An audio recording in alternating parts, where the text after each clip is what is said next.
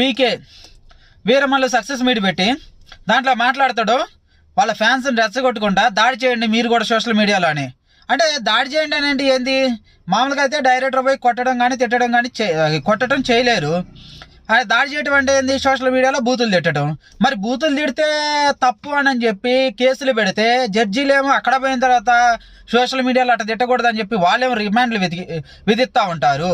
వాళ్ళకి తప్పులు కనబడతాయి. మరి ఇలా రెచ్చగొట్టే వాళ్ళు ఎందుకు జడ్జీలకి కానీ కోర్టులకు కానీ తప్పులుగా కనబడరు?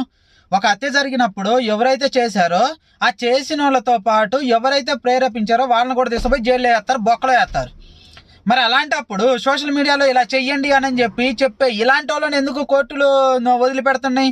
ఇలాంటి వాళ్ళని కూడా మరి కేసులు పెడితేనే కాదు, అది అంటారు కదా డైరెక్ట్గా వాళ్ళే ఇన్వాల్వ్ అయ్యి మేము కేసు పెట్టమని ఆదేశాలు ఎత్తున్నామని చెప్తారు కదా. మరి అలా ఇలా ఇంటి వాళ్ళ మీద ఎందుకు చెయ్యరు?